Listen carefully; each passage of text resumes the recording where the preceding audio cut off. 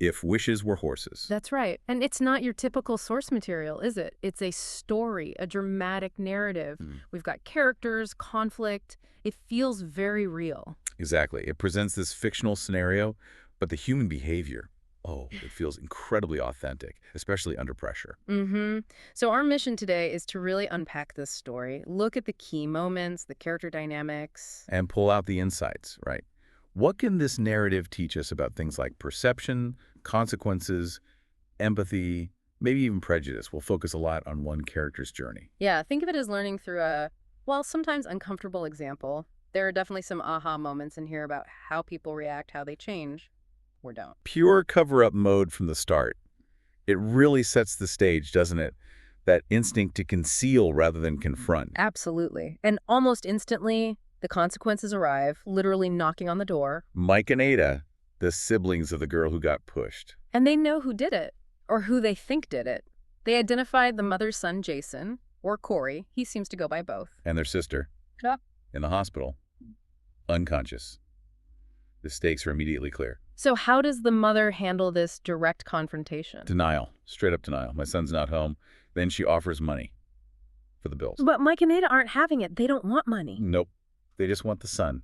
And they mention the police. Which you'd think might make the mother pause, but...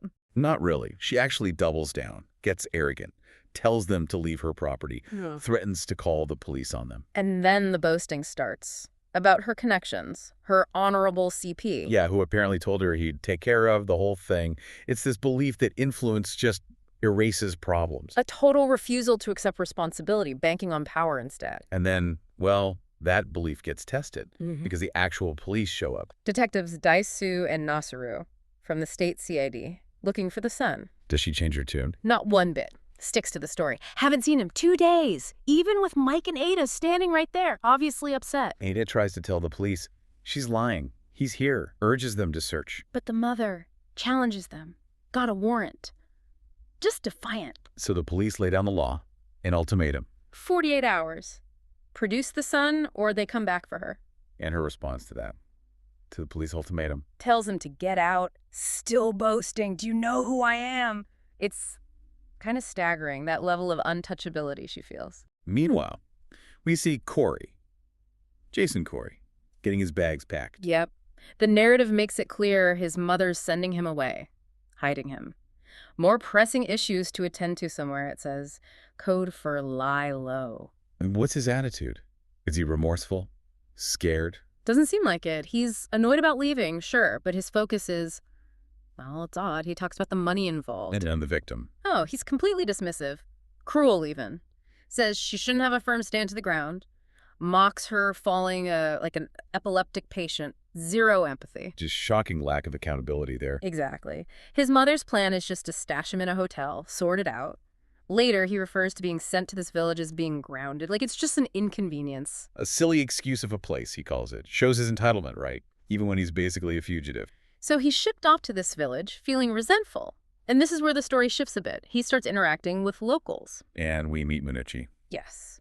And the way she's described is really striking and consistent, simple and pure, never bothered by anything, like a baby. Always happy, harmless and blameless, one beautiful soul, always smiling. And it's not just one person saying this. The whole community seems to adore her. She's a celebrity, has a huge fan base.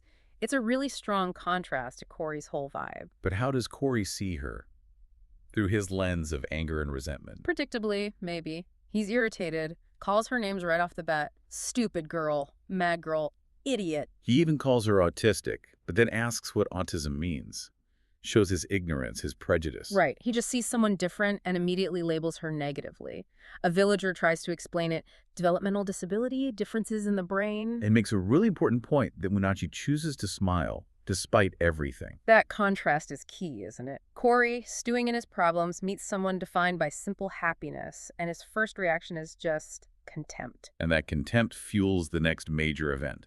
Minachi accidentally bumps into him, breaks his phone screen. The script mentions she was walking like somebody that is blind in that moment, maybe distracted, or just how she moves sometimes. Corey's reaction, instantly angry, demands payment, an apology. But his friend steps in, someone who knows Minachi, knows the community. And says what? Basically, dude, nothing makes her unhappy. She's always happy. Challenges him. And Corey, being described as very vengeful. Takes it as a dare, a bet. He bets he can make her unhappy, make her angry. How much? They talk $500K, but settle on $100K.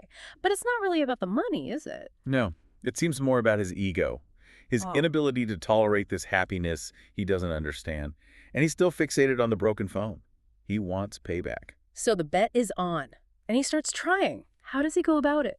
Just being rude, mostly. Condescending. Are you deaf? What's wrong with you?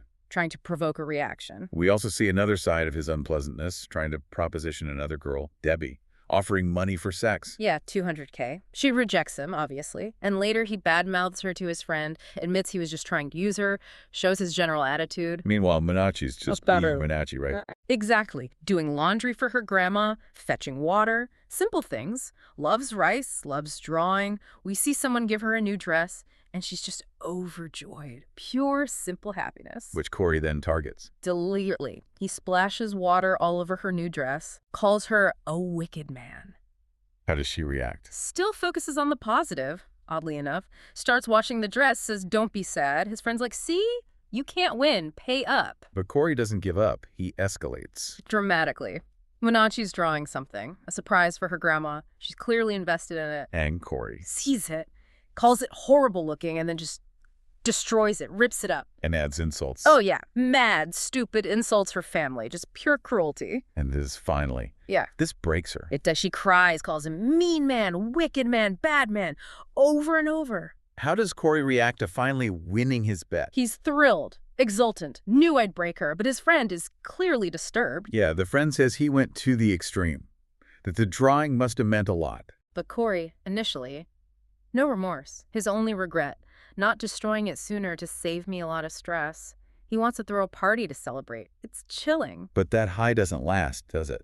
This seems to be the turning point. It is. Slowly, the shame starts to creep in. The transcript says he feels ashamed of myself, acknowledges she didn't deserve it, admits he went too far. And Minachi, Yeah. the usual happiness is gone. Completely. She stops smiling, stops her usual activities. The whole community notices they're concerned. It's unlike her. Seeing that impact seems to hit Corey. His friend points out the obvious, too. Her condition should inspire pity, not this kind of targeted cruelty. Calls Corey unbelievable. And this confluence of guilt, shame, and seeing the real impact, it pushes him to act differently. He decides to